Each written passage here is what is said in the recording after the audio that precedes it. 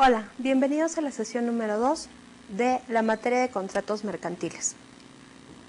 Hemos venido comentando respecto a lo que es la importancia en lo que es la celebración de lo que son los contratos mercantiles y cómo es que estos tienen que efectuarse en lo que es la formalidad para que pueda tener estos efectos jurídicos frente a lo que son los terceros en caso de algún incumplimiento o en caso de ejercer estos derechos o obligaciones en que las partes han pactado. En esa sesión nosotros vamos a identificar ahora cómo es que se tienen que dar estos contratos, pero conocer cómo es esta clasificación para una celebración y por lo tanto vamos a conocer cuáles son las reglas generales para que los contratos puedan efectuarse. Es decir, nosotros tenemos que señalar cómo es de que a través de estos compromisos, de estos pactos contractuales, las partes pueden manifestar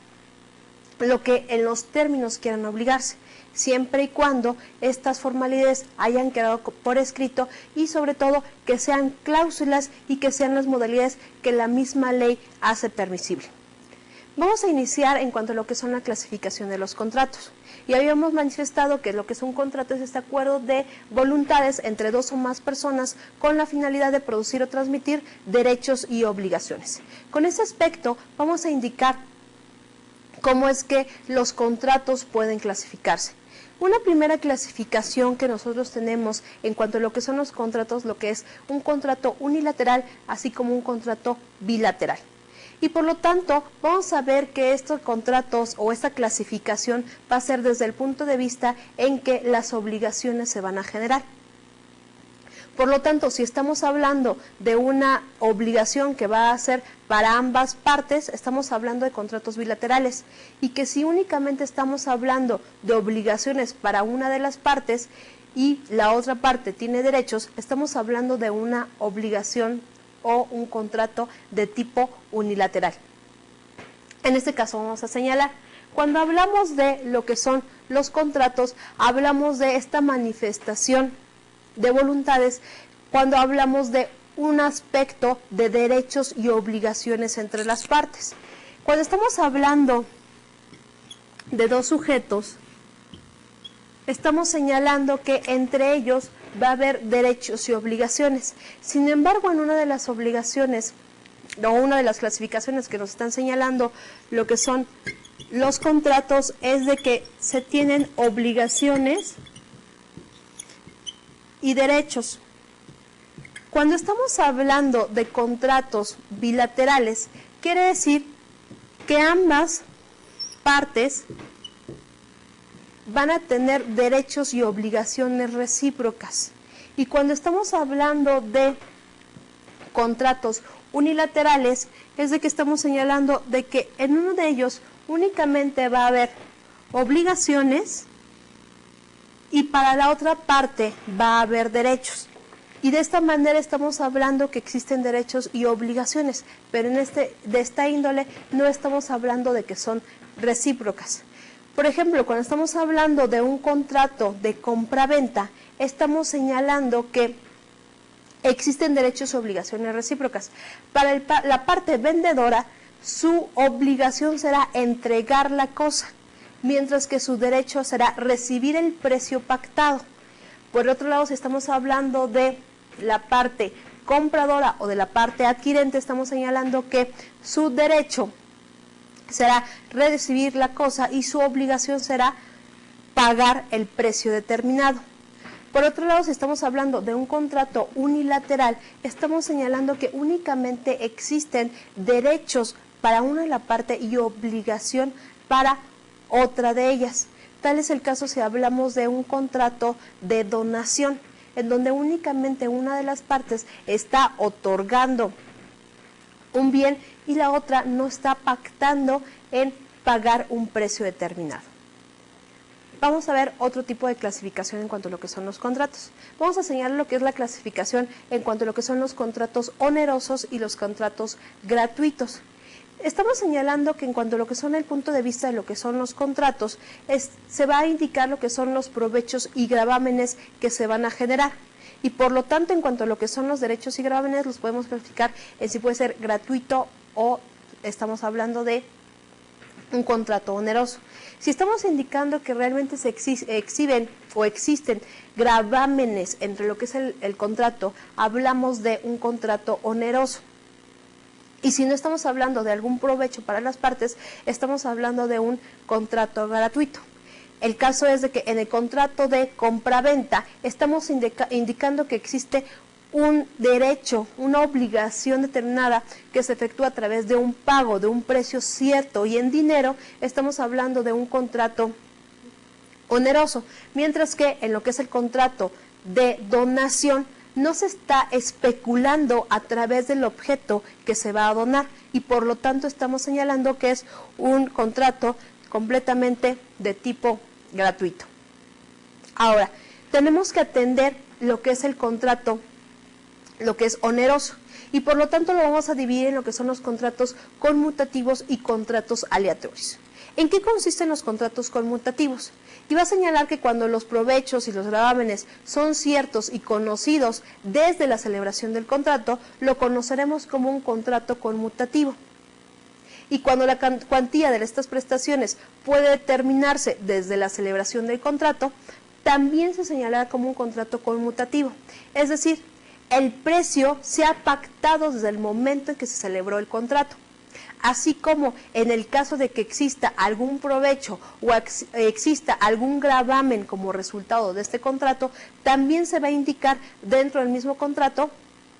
estos frutos o accesorios que ya han sido determinados desde el inicio de esta obligación.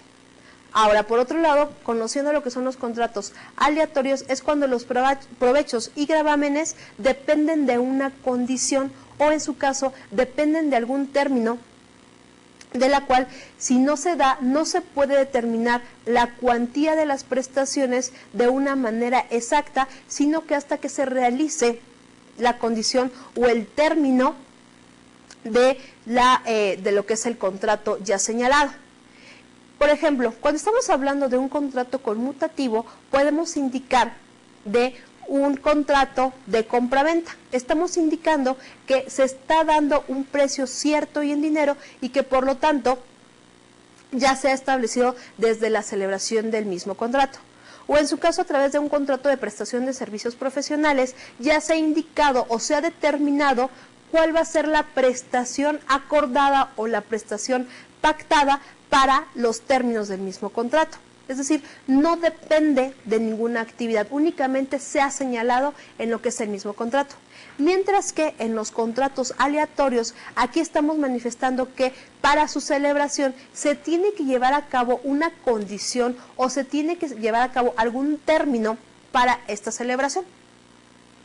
Ese es el caso de los contratos de compraventa de esperanza.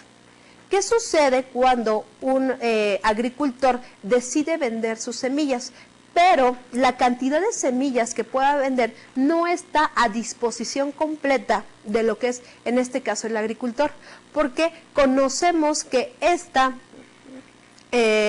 situación va a depender de los aspectos geográficos, de los aspectos climáticos que versen a lo largo de lo que es la siembra y la cosecha de las mismas semillas, y por lo tanto hasta el final de lo que se lleve a cabo, en este caso la cosecha, se puede determinar cuáles van a ser las prestaciones que se están ofreciendo. Entonces, por lo tanto, aquí estamos dependiendo de una condición pactada, de una condición acordada. ¿O qué pasa si cuando se lleva a cabo este mismo contrato de compraventa de esperanza existe algún caso de fuerza mayor o un caso fortuito en donde a través de ello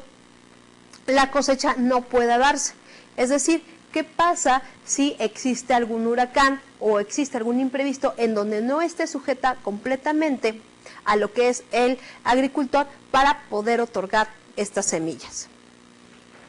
Ahora, otra de las clasificaciones que tenemos son los contratos reales, y estas clasificaciones de los contratos reales van a constituir por entrega de la cosa, es decir, se va a tener que entregar lo que es el mismo objeto que se haya pactado en lo que es el mismo contrato. Pero aquí vamos a ver que si la entrega no es un elemento constitutivo en lo que es el contrato, sino que se da a través de lo que es una obligación que nace dentro del mismo, se va a entender como un contrato que se va a perfeccionar por el simple acuerdo de voluntades y se va a clasificar como un contrato de manera consensual. Es decir, cuando estamos hablando de que esta formalidad se tiene que llevar a cabo a través de la entrega de un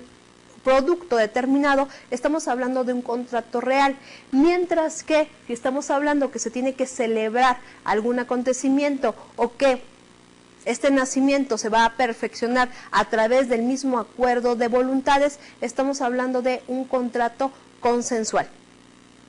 Y por lo tanto estamos hablando que si esta entrega o lo que es la tradición de esta cosa es indispensable que se dé la existencia en el contrato, vamos a dar por entendido que es un contrato completamente real y que si la entrega no es indispensable para el perfeccionamiento de lo que es el contrato, sino que se va a perfeccionar por el acuerdo de las partes, el contrato será consensual y por lo tanto a partir de ese momento va a dar el nacimiento de lo que es la entrega. Ahora, dentro de ello podemos señalar que este tipo de contratos es formal en respecto a lo que es la entrega del producto, pero por otro lado también tenemos este aspecto de la formalidad en cuanto a lo que es un requisito de validez, es decir, la formalidad que se tenga que llevar a cabo a través de que los contratos sean escritos y que no se den únicamente de manera verbal, es decir, que no sea a través de las manifestaciones o cuando estén platicando las partes contratantes y por lo tanto el contrato puede ser consensual en oposición a lo que es formal o la formalidad, porque se va a requerir que para que el consentimiento se pacte se tiene que manifestar por escrito y por lo tanto no puede ser verbal, y que si en caso de que sea verbal este consentimiento o esta expresión de lo que es las voluntades se tiene que manifestar de una manera tácita mediante algún hecho que sea notoriamente conocido y que realmente nosotros podamos verlo, podamos manifestarlo, podamos entenderlo para que se pueda describir de ese aspecto. Ejemplo de ello tenemos lo que es el lenguaje mímico, y por lo tanto sería una de las formas en cómo se puede recurrir a esta palabra o a esta escritura. Es decir, cuando estamos hablando de este contrato de real en oposición a consensual, estamos señalando también que los contratos tendrán que ser por escrito, que si estamos hablando que si son por escrito, se da la manifestación de una manera expresa y que queda su consentimiento a través de un documento en donde se ha plasmado un signo quirografario, pero si estamos señalando que este contrato únicamente se ha manifestado a través de un aspecto verbal, indicaremos que se tiene que dar el consentimiento de una manera tácita y que por lo tanto a través de este consentimiento no tiene que caber ninguna duda respecto a esta aceptación y que por lo tanto se puede recurrir inmediatamente a lo que es la palabra, a la escritura o algún movimiento respecto a esta manifestación de lo que es la voluntad. Por otro lado, vamos a tener otra clasificación de lo que son los contratos principales y los contratos accesorios. Lo que son los contratos principales van a ser aquellos que su existencia y validez no dependen de la existencia de ninguna otra obligación que ha sido preexistente o un contrato previamente celebrado. Es decir, son contratos que se han realizado por sí mismos o, en su caso, que son contratos que se han realizado por primera ocasión, frente a lo que son los contratos accesorios que no tienen preexistencia por sí mismo, sino que su existencia y validez van a depender de la existencia o de la posibilidad de que exista una obligación o un contrato previamente celebrado y que en atención a esa obligación se celebra este contrato. Por ejemplo, cuando estamos hablando de un contrato de compra-venta, estamos hablando de un contrato principal. ¿Por qué? Porque no necesita de otra obligación para que se pueda dar los elementos de existencia y validez dentro del mismo contrato. Es decir, se va a perfeccionar con el mismo contrato. Mientras que si hablamos de un contrato accesorio, son aquellos que van a depender que se dé la existencia de alguna otra obligación para que se pueda dar ese cumplimiento. Tal es el caso de los contratos de garantía, cuando estamos hablando de una fianza, de una prenda o de una hipoteca, que necesitamos que se lleve a cabo una obligación con anterioridad para poder hablar nosotros de este tipo de contratos, que es decir, que son contratos que van a garantizar el cumplimiento de la obligación. Y cuando estamos hablando de ellos es que necesariamente se tuvo que haber dado la existencia de una obligación anterior o de un contrato anterior para que se pueda garantizar mediante un contrato de garantía. Cuando hablamos de los contratos de prenda, estamos señalando que esta garantía va a ser a través de un objeto, es decir, a través de un bien. Cuando estamos señalando que este bien, su característica es que debe ser un bien mueble. Cuando estamos hablando de una fianza, estamos señalando también un contrato de garantía, pero a través de su característica es que esta fianza tendrá que ser garantizada a través de una persona. Y cuando hablamos de un contrato de hipoteca, estamos señalando que va a ser la forma de garantizar a través de un bien inmueble. Estos son los contratos de garantía o un contrato accesorio que depende de la existencia de una obligación anterior o de un acontecimiento anterior para que se puedan llevar a cabo. Por otro lado tenemos lo que son los contratos nominados y los contratos innominados. Y aquí vamos a señalar directamente es que si la ley reglamenta un contrato y se está conceptuando dentro de la misma normatividad en cuanto a lo que son los elementos y dentro de la misma normatividad se señalan cuáles van a ser sus consecuencias y en su caso va a señalar lo que son las causas de terminación o alguna modalidad que se dé dentro de los mismos contratos, vamos a indicar que es un contrato completamente nominado, es decir, un contrato que está establecido en una norma jurídica, frente a lo que son los contratos innominados, es decir, son aquellos que la ley no va a reglamentar, sino que únicamente, ya sea que tenga algún concepto de él, de su nombre, o que en su caso también tenemos como contratos innominados aquellos que las partes señalan, las partes acuerdan sin que esté completamente normativo en la ley. Aquí estamos señalando que la única característica o únicamente lo que la ley prevé es de que no tiene que ser contrario a lo que es la misma ley y a las buenas costumbres. En este caso estaríamos señalando que si la ley no describe este contrato como tal, si la ley no describe al contrato en cuanto a lo que son sus características, en cuanto a lo que es sus causas de terminación, estaríamos señalando que es un contrato completamente innominado.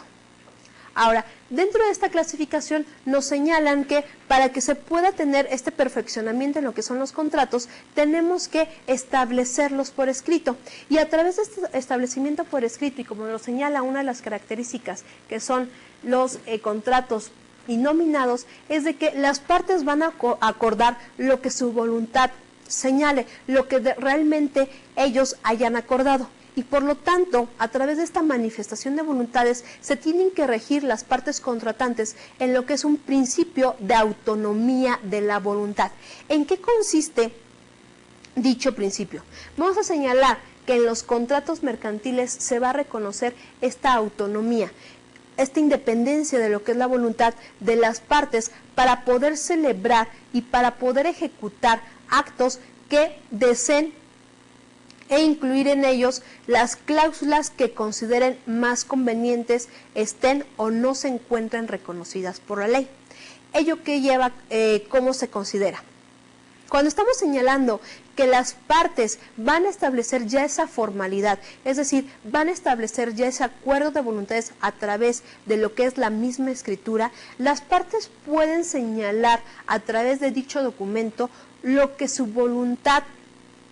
les requiera, es decir, existe esa autonomía en cuanto a las disposiciones aplicables. La única condición es de que,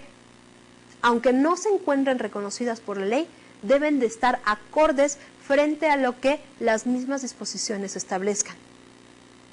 Y por lo tanto, tenemos que manifestar que estas disposiciones en materia de autonomía de la voluntad también se encuentran reconocidas en una materia internacional y que por lo tanto a través de este reconocimiento van a ser efectiva y van a dar una mayor amplitud a lo que es el libre comercio y a la competitividad. Es decir, esta libre práctica de concurrencia económica para poder realizar el comercio frente a otros estados.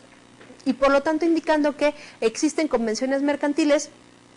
que cada uno de ellos van a establecer en los términos y en la manera en cómo quieran obligarse, y que esto permite sin que la validez del acto va a depender de alguna otra formalidad, siempre y cuando el acto sea completamente lícita y que en su caso, si las convenciones o los términos son ilícitos, no van a producir obligaciones ni acción alguna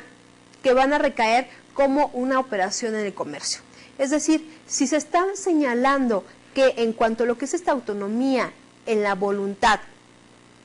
sea completamente contraria a las disposiciones jurídicas, no puede ser reclamada en un aspecto judicial. No podemos solicitar ante un juez competente que se lleve a cabo un contrato que la misma ley nos prohíbe y que por lo tanto va a carecer en cuanto a una operación del comercio.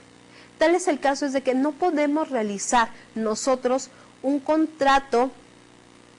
mercantil para la compraventa de órganos, toda vez de que la misma disposición en nuestro país nos prohíbe que la venta de órganos. Por lo tanto, frente a una autoridad judicial nosotros no podemos hacer efectiva esta obligación o no podemos solicitar el cumplimiento por el caso de alguna compraventa de órganos. Ahora, dentro de ello también tenemos que efectuar que si existe una autonomía en cuanto a lo que es la voluntad, también tenemos que conducirnos a lo cual son los límites en cuanto a la autonomía de la voluntad.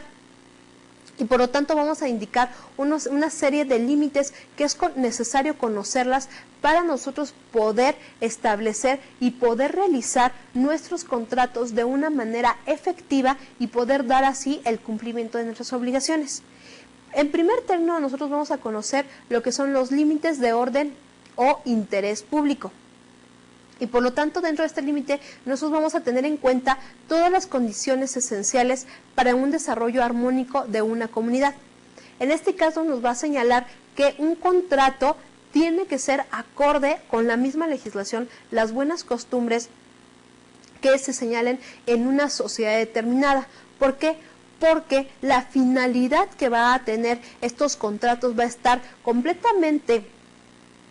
dirigido a lo que va a ser la paz, la armonía de un Estado, que por lo tanto el derecho va a estar regulado para un eficaz desarrollo dentro de la misma sociedad. Y si es el caso que se lleva a cabo un contrato que carezca de estas características que el mismo Estado está tutelando, que está regulando, por lo tanto va a tener como consideración este límite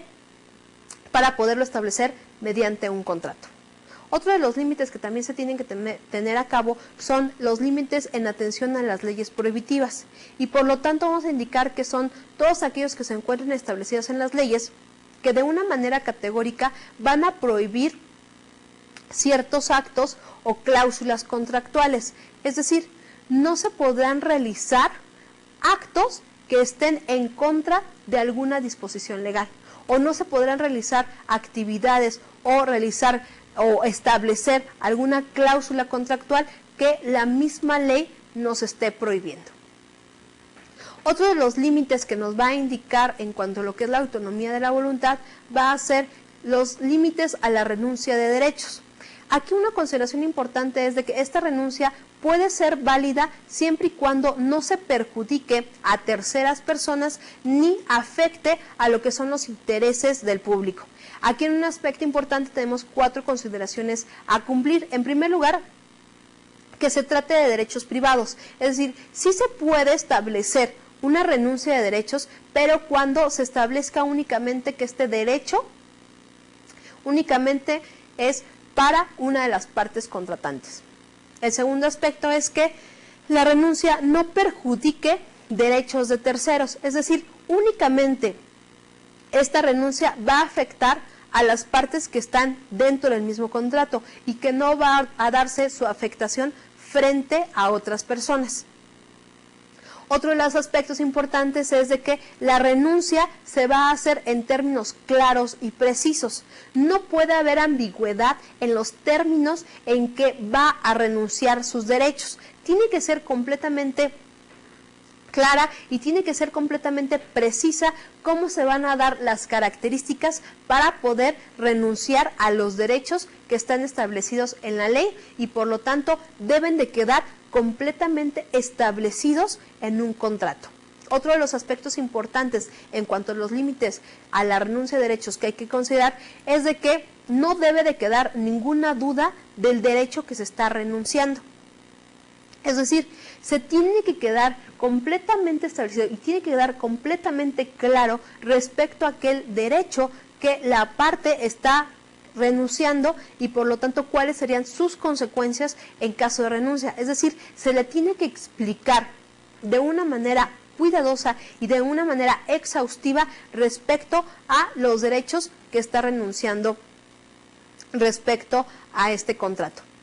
Uno de los aspectos importantes es en cuanto a este límite de renuncia de derechos, es de que tiene que quedar completamente clara, pero al mismo tiempo es de que tiene que quedar por escrita en el contrato, porque en caso de que no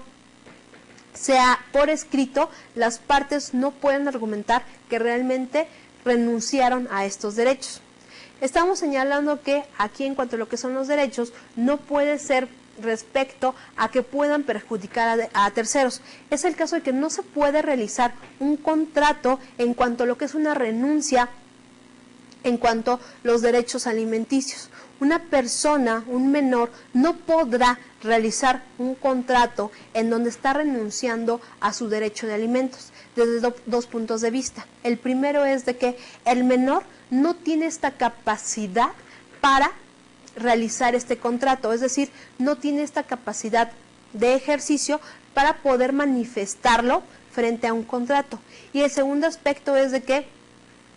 si llegara a renunciar a estos alimentos, queda completamente privado y perjudicado de los derechos que tiene parte y que por lo tanto la ley no le permite esta renuncia de derechos. Uno de los aspectos que sí pueden establecerse en cuanto a lo que son la renuncia de derechos es de que pueden renunciar al pago de indemnizaciones, toda vez de que no es una afectación que vaya a ser para la comunidad, únicamente va a ser para las partes y van a renunciar únicamente lo que está establecido y contenido en lo que es el mismo contrato, pero se tiene que señalar de manera clara y precisa en el mismo cuáles van a ser los puntos o cómo van a ser los términos en que se va a dar esta renuncia de derechos y que no perjudique a otras personas y que no tiene alguna duda para que en el caso de que se lleve a efectuar esta renuncia, no quede ninguna duda respecto a esta celebración. Ahora, dentro de ello existen determinadas reglas entre los contratos mercantiles para que se puedan llevar a cabo. En primer aspecto nos va a señalar que a falta de disposición expresa en cuanto a lo que es nuestra legislación mercantil, vamos a ocupar lo que es la supletoriedad de la ley y por lo tanto todo aquello que no esté contenido en la norma mercantil nos vamos a hacer referencia en cuanto a la legislación civil. De esta manera va a quedar considerada esta regla general en cuanto a lo que es la supletoriedad. Y por lo tanto vamos a señalar que todos los contratos típicos van a estar sujetas a las normas especiales previstos en las normas jurídicas. Es decir, todos aquellos contratos que sean nominados van a estar sus consideraciones en la legislación mercantil y por lo tanto nos tenemos que adecuar a lo que la misma ley nos va a establecer. Por lo tanto, dentro de ello va a haber algunas reglas importantes que nosotros debemos de considerar y debemos de conocer al momento de efectuar los contratos. Uno de los primeros aspectos va a ser el término o la regla en cuanto a lo que es el pacta sunt servanda. Este pacta sunt servanda va a ser un término latino. Este término latino significa que el acuerdo entre las partes o pactos debe cumplirse. Es decir, Las manifestaciones que se hayan manifestado se tienen que cumplir independientemente de todas aquellas acciones o todos aquellos acontecimientos que se hayan efectuado. Y por lo tanto va a significar este pacta sunt servanda que lo que acordaron las partes contratantes haciendo uso de la autonomía de su voluntad debe cumplirse entre ellas como si fuera una ley, y que en el caso de incumplimiento la parte perjudicada puede demandar judicialmente, ya sea por su parte el cumplimiento o por otro lado lo que es la indemnización de daños y perjuicios que estén ocasionados. ¿Esto qué pasa? Comúnmente cuando hablamos de lo que son los contratos mercantiles, nos tenemos que adecuar que esta mercantilidad va a ser desde un punto de vista en cuanto a lo que es el objeto del mismo contrato o los sujetos del mismo contrato. Y por lo tanto aquí en el pacta sunt servanda nos va a indicar que los sujetos perfectamente al momento en que establecen esta relación contractual conocen y saben cómo va a ser las formas en que quisieron obligarse, y que por lo tanto las partes contratantes deben de dar el debido cumplimiento en cuanto a las modalidades, en cuanto a lo que son los términos y en cuanto a todos los aspectos que se hayan contenidos en este documento mercantil. Y que por lo tanto posteriormente, en el caso de algún incumplimiento, las partes contratantes, estos sujetos, no pueden indicar que no se va a cumplir en cuanto al mismo documento por alguna causa extraña, sino que como ya ha quedado de manera clara en el contrato, se tiene que dar cumplimiento independientemente de los acontecimientos que hayan sucedido. Y para el caso de que alguna de las partes siga con este incumplimiento, se pueda hacer efectiva este cumplimiento por vía judicial,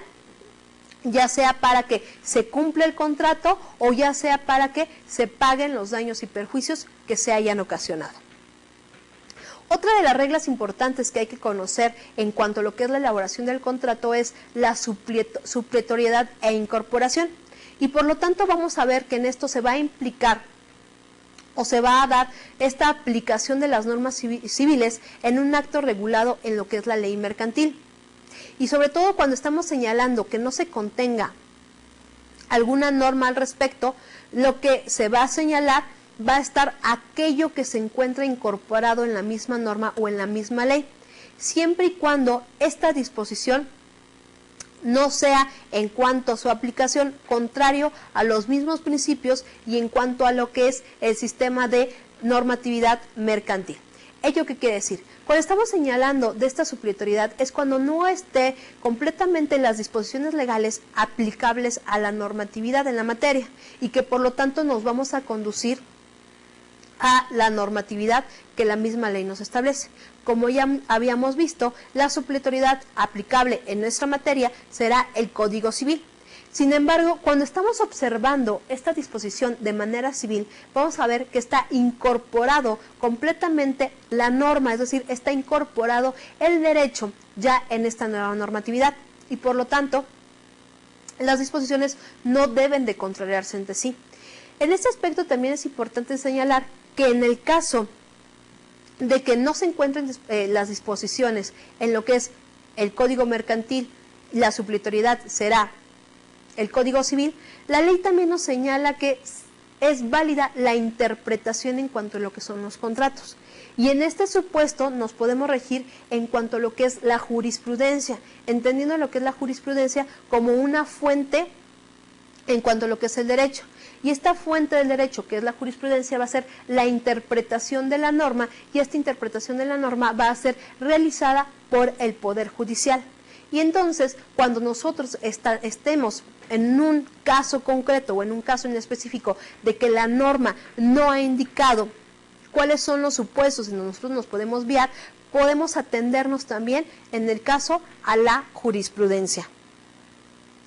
Otra de las reglas que es importante señalar en lo que es el contrato son el consensualismo y el formalismo. Entendiendo que son en las convenciones mercantiles, cada uno se va a obligar en la manera y en los términos que quiso obligarse. sin que la validez del acto comercial dependa de la observancia de las formalidades o requisitos determinados. Es decir, que las partes, al momento de dar su aceptación, al momento de manifestar cómo es que ellos van a hacer este pacto contractual, desde esa manera existe esta formalidad en lo que son el mismo contrato. Y que por lo tanto, en muchas ocasiones no es necesaria un documento por escrito, es decir, una formalidad para que se dé la existencia del contrato, sino únicamente se necesita probarlo de una manera eficaz para que el acto sea completamente válido y que en ocasiones únicamente requerimos a el contrato como un medio de prueba frente a un formalismo legal y por lo tanto esta solemnidad va a ser necesario frente a un cumplimiento para lo que es la perfección y la existencia del mismo contrato. ¿Por qué? Porque nos los va a enseñar como un medio de prueba para acreditar las obligaciones que las partes hayan manifestado. ¿Esto qué quiere decir? Cuando hablamos de este consensualismo y este formalismo, es que las partes van a manifestar y van a señalar su debido cumplimiento y cómo es que ellos se van a obligar para que se pueda dar este contrato y que de un momento determinado se manifiesta esta buena fe para que se cumpla. ¿Y qué pasa cuando alguna de las partes incumple en cuanto a las obligaciones pactadas? Se señalará que es indispensable señalar o manifestar cuál es el documento en donde pueda indicarse cómo es que se pactaron las partes. Por eso es importante que esta formalidad, que este documento quede por escrito, para que nosotros lo podamos señalar como medio de prueba, como un medio o como un mecanismo que nosotros podemos hacer llegar al juzgador en el caso de incumplimiento de las obligaciones de las partes. Y que en muchas ocasiones no importa que no se tenga esta solemnidad, es decir, que no se haya protocolizado ante el notario público, sino lo importante es de que realmente exista este documento donde se exprese este acuerdo de voluntades entre las partes. Otro de los puntos importantes que hay que conocer en cuanto a lo que son las generalidades de las obligaciones o de los contratos es el lugar de pago. Frente a lo que son las obligaciones civiles, nosotros vemos que en un contrato civil se señala que el lugar de pago será el domicilio del deudor. Pero cuando estamos hablando de contratos o de obligaciones netamente mercantiles, el lugar de pago lo vamos a entender de diferente manera. En primer lugar, porque manifestamos que va a ser un acuerdo entre las partes. Si las partes o las partes contratantes señalan otro domicilio diferente, se podrá considerar como lugar de pago. Pero, indicando aquí que salvo pacto en contrario, las obligaciones mercantiles se deben de cumplir o se deben de dar cumplimiento en el lugar de acuerdo de la naturaleza del negocio.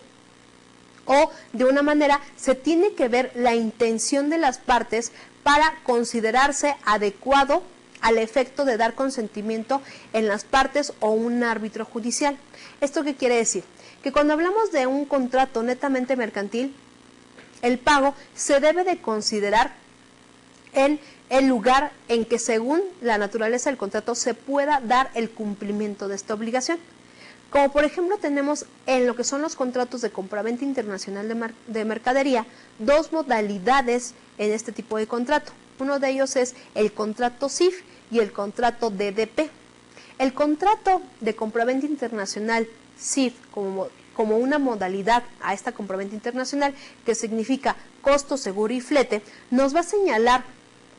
que el lugar va a ser aquel lugar de entrega para a bordo del buque en el puerto marítimo de embarque convenido. Es decir,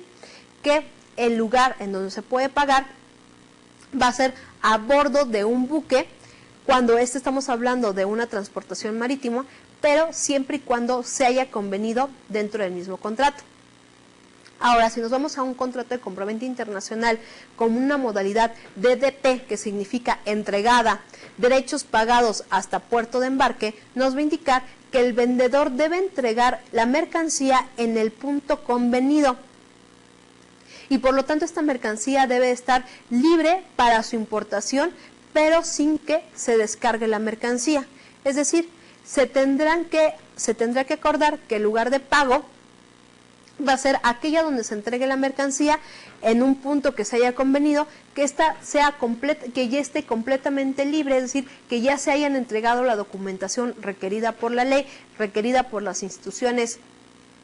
que están encargadas para hacer las importaciones o exportaciones necesarias, pero que la mercancía no ha sido descargada. Como vemos, las diferencias en este tipo de contrato, ambas nos señala que el lugar de pago va a ser en lo que es el lugar de la entrega, pero la diferencia aquí estamos manifestando es cómo están siendo entregadas las mercancías. Otra de las generalidades que tenemos que tomar en cuenta en cuanto a lo que son los contratos es la mora. Y vamos a entender por mora como el incumplimiento de las obligaciones por una de las partes y por lo tanto ello va a implicar su responsabilidad frente a la otra parte. Esta responsabilidad que se va a concretar en un pago de daños o perjuicios va a estar causado directamente y va a ser derivado de esta consecuencia de un incumplimiento ya pactado, de un incumplimiento que se ha señalado en un contrato realizado con anterioridad. Por lo tanto, los efectos de esta morosidad en el incumplimiento de las obligaciones van a comenzar de diferente manera. En primer lugar, pueden comenzar a correr este término al día siguiente de su vencimiento. Van a señalar que estamos hablando al día siguiente de su vencimiento, en primer lugar, cuando los contratos se tienen un día señalado en cuanto es un vencimiento, por voluntad de las partes o por disposición de ley. Es decir, cuando en un contrato nosotros señalamos cuál es el término o cuáles van a ser los efectos en cuanto a tiempo para su cumplimiento, nosotros estamos señalando cuándo se debe de cumplir y por lo tanto vamos a señalar que este vencimiento o cuando ya es aplicable la mora va a ser al día siguiente en que se haya establecido. En primer aspecto estamos señalando que si un contrato señala un día establecido, si un contrato ha señalado la fecha de su vencimiento, por ejemplo, se señala para el 3 de diciembre de 2050. Quiere decir que al otro día, ya si no se ha cumplido, al otro día se va a hacer el cumplimiento de esta modalidad en cuanto a lo que es la mora. ¿Por qué? Porque se tiene un día señalado. El día señalado, es decir, como se haya acordado, todavía ha cumplido. Si no ha cumplido el día establecido, al día siguiente ya se está señalando una mora o en su caso se tiene que señalar que se ha incumplido una obligación. El otro aspecto es de que por voluntad de las partes. Si las partes así lo manifiestan, que es su deseo señalar o dar por terminado algún contrato o esta manifestación de voluntades y señalan por acuerdo un día establecido, desde ese momento se va a señalar que han incumplido ese contrato. Desde ese momento se le puede aplicar lo que es la mora. O en su caso, cuando es por disposición de la ley, también se puede señalar. En los contratos de arrendamiento, por ejemplo, nos señala que el contrato será forzosa para las partes por el término de un año. Y si en el contrato se establece que ha llegado el año, pero no se ha realizado un nuevo contrato, o en su caso no se ha renovado, o se ha dado esta manifestación de que por así es el deseo de las partes llevar a cabo el mismo contrato, la ley nos va a señalar que el contrato va a ser obligatorio por un año para ambas partes y por lo tanto, en el caso de algún incumplimiento, al día siguiente nos va a indicar que ya existe una mora. Por otro lado, vamos a tener que otra de las formas en cuanto a lo que es un vencimiento es en el momento en la notificación. ¿Esto qué quiere decir? En el caso de que alguna de las partes haya incumplido en los términos que el mismo contrato nos señale, la parte afectada puede solicitar este cumplimiento a través de las formalidades que la ley nos establece. Es decir, solicitar en este caso la aplicación de la ley a través de las instancias judiciales y que por lo tanto se le tendrá que avisar o se le tendrá que notificar a la parte que ha incumplido en los términos del contrato y que por lo tanto tiene que hacer el pago o cumplir este pago. En cuanto a lo que es el cumplimiento de este pago, puede ser que cumpla completamente los efectos del contrato o que pague los daños y perjuicios. Y en este caso se podrá señalar que incurre en mora desde el momento en que se le está haciendo esta notificación de manera judicial a las partes. Es decir, que ya a través de una autoridad completamente judicial se le está conociendo o se le está haciendo saber de que ha incumplido en sus obligaciones y que por lo tanto ha señalado los supuestos y tendrá que hacerse efectivo esta cláusula de lo que es mora. Ahora, por otro lado, uno de los aspectos importantes que también se consideran en los contratos mercantiles son los efectos del interés. Y por lo tanto aquí podemos considerar un aspecto importante que es el interés legal. Conociendo que el interés legal van a ser los frutos del capital y van a surgir de las obligaciones cuyo contenido va a ser la dación de sumas de dinero o una cantidad de moneda. ¿Eso qué quiere decir? Que cuando estamos hablando de una razón, de un interés, va a completamente coincidir en que los mismos van a corresponder de acuerdo con lo que es la disponibilidad al momento de que sea concedida una suma determinada de dinero y que por lo tanto estamos hablando de una utilidad que va a servir de esta misma cantidad y que se tiene que cobrar un interés respectivo por hacer uso otra de las partes o que en su caso se está privando de ellas. ¿Esto cómo estamos considerando? Cuando estamos hablando de los contratos mercantiles, estamos señalando que existe una obligación frente de una persona llamada acreedor frente a otra llamada deudor para el cumplimiento de las obligaciones. ¿Qué pasa al momento de que esta obligación estamos hablando de una suma determinada de dinero? Y que por el caso de prestarle u otorgarle un dinero en un tiempo determinado, este no puede disponer o sea privado de esta cantidad por un tiempo determinado y que por lo tanto por no utilizar este dinero o esta cantidad durante un tiempo determinado, la otra persona, en este caso el deudor, se ha hecho o ha tenido alguna utilidad respecto a ese dinero. Por lo tanto, es efectivo que le cobre una cantidad determinada por los efectos de este uso o de este préstamo de una cantidad que sea determinada en lo que es un contrato. Por ejemplo, en un contrato de mutuo con interés se establece que una de las partes le presta a otra o le otorga a otra la cantidad de 10,000 pesos por el término de 2 veces.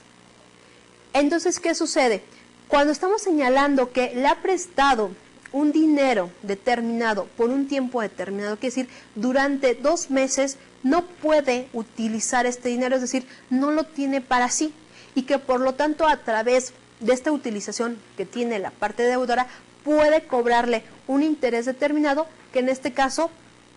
sería una disponibilidad que va a tener al final de la entrega de esta obligación. Por otro lado, tenemos lo que es una cláusula penal. Y esta cláusula penal va a ser derivada de las demás obligaciones que se han establecido en los contratos. Vamos a entender que esta cláusula penal la vamos a tener como una cláusula accidental del contrato, es decir, aquella que se puede establecer en el contrato o no, y que por lo tanto va a operar cuando las partes expresamente así lo han convenido. ¿Ello qué quiere decir? Que si esta cláusula la cláusula penal no es necesaria que se establezca en un contrato y por lo tanto si las partes así señalan que van a hacer efectiva una penalización para el caso de incumplimiento, tiene que estar asentado completamente en el documento, es decir, tiene que constar por escrito. Por lo tanto, vamos a entender que una cláusula penal va a consistir en una prestación pactada para el caso de cierta obligación que no se cumpla o que no se cumpla conforme a lo pactado por las partes. Es decir, que en un momento, cuando las partes no cumplan con las obligaciones determinadas, se puede hacer efectiva esta cláusula penal con el fin o con el objeto no solo de indemnizar al acreedor de un daño o perjuicio, sino que realmente se haga efectiva esta cláusula penal por el incumplimiento fundamental de lo que hizo la parte deudora, es decir, que completamente se castigue o se apremie por el acto que no cometió, que es diferente a que no se realice completamente la obligación. Esa es la diferencia con lo que es la cláusula penal. Estamos señalando que está dirigida directamente porque alguna de las partes no cumplió o no hizo el debido cumplimiento pactado en algunas cláusulas o en algunos términos del mismo contrato.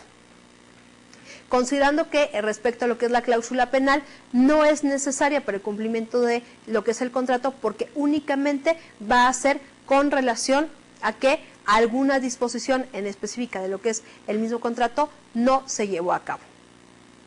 Otro aspecto en cuanto a lo que son las reglas generales de los contratos, vamos a tener lo que es la lesión. Y esta lesión va a tener lugar cuando alguna de las partes, explotando la suma ignorancia, la notoria experiencia o la extrema miseria, va a obtener un lucro excesivo que sea evidentemente desproporcionado,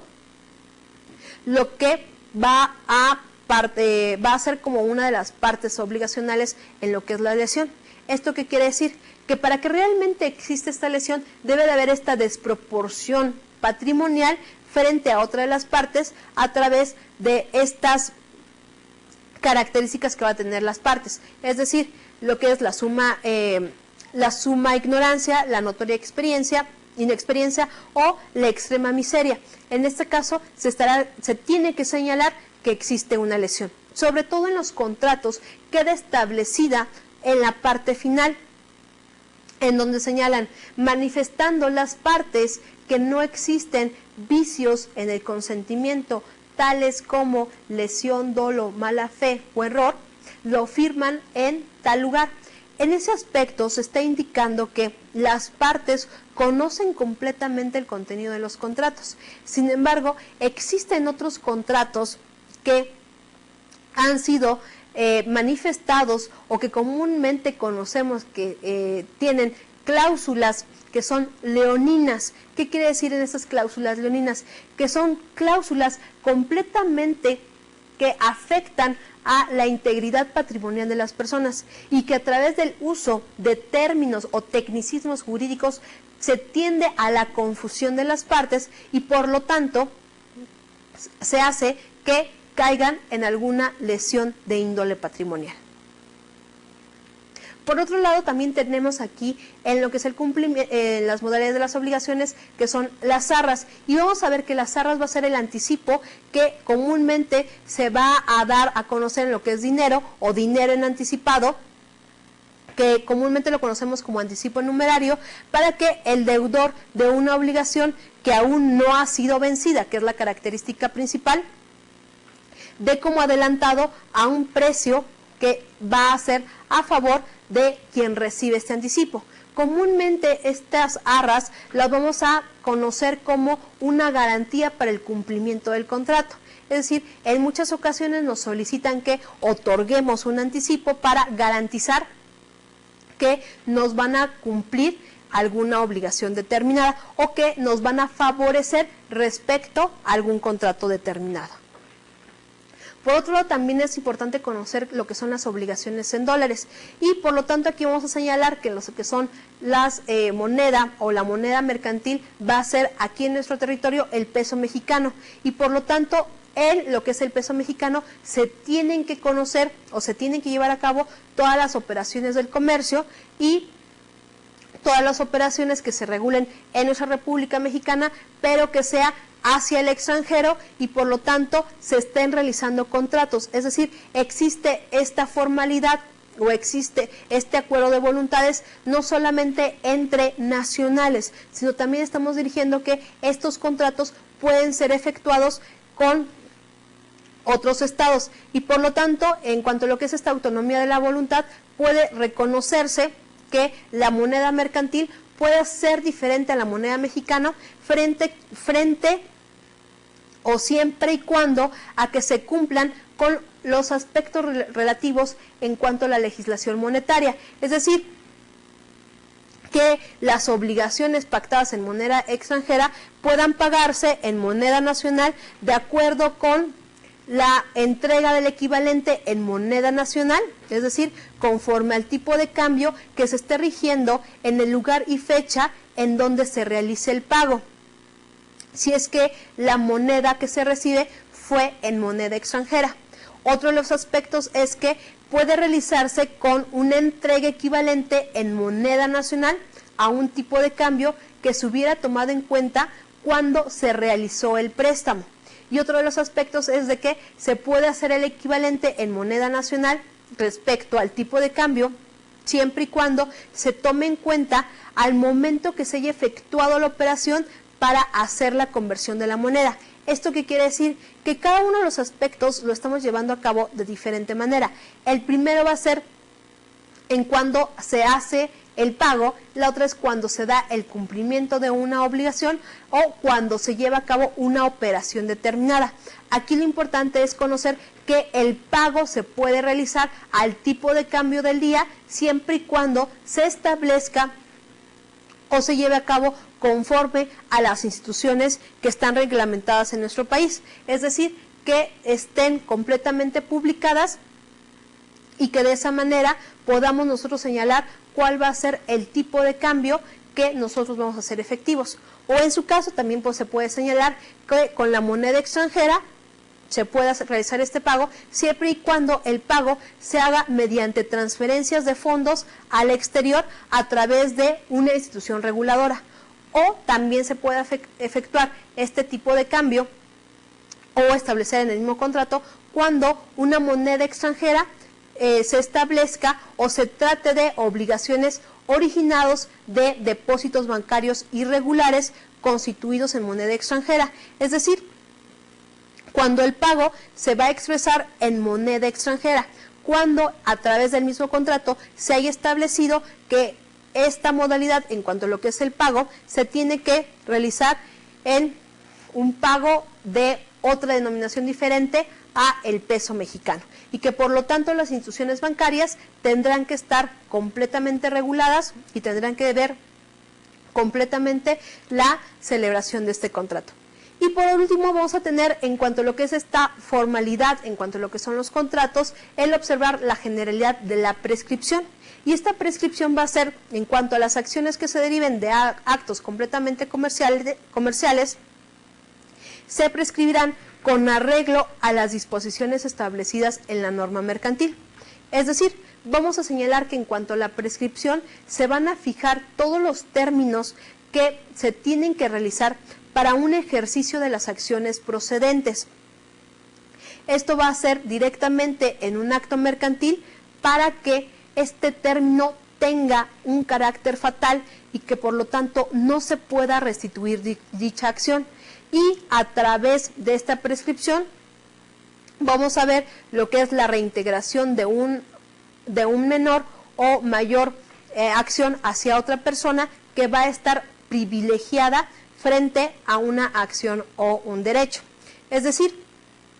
vamos a ver que a través de lo que es la prescripción en materia mercantil, vamos a ver cuándo empieza a correr el término para que pueda llegar a ser legalmente ejercitada una acción en juicio, sin que se pierdan estos derechos o sin que se pierdan estas acciones para hacerlas valer. Tal es el ejemplo, es cuánto tiempo tengo para poder ejercer una acción considerada en un contrato frente a alguna autoridad judicial. Y que si yo hago una omisión en cuanto a que yo haga una inactividad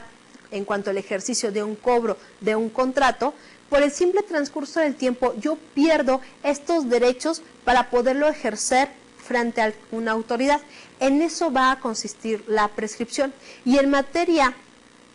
de derecho mercantil, específicamente hablando de lo que son los contratos, cada uno de los contratos nos va a indicar la misma legislación cuál es el término para que podamos ejercer esta acción sin que haya prescrito la misma.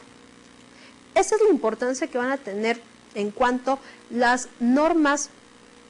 para la aplicación de los contratos, cuáles son las normatividades que nosotros tenemos que conocer para lo que son las aplicaciones de las cláusulas en los contratos y nosotros podamos conocer cuáles van a ser las formalidades esenciales en cuanto a esta figura jurídica. Recuerden, por favor, estar completamente en contacto a través de lo que son las tutorías para cualquier duda que tengan respecto a la sesión. Muchas gracias.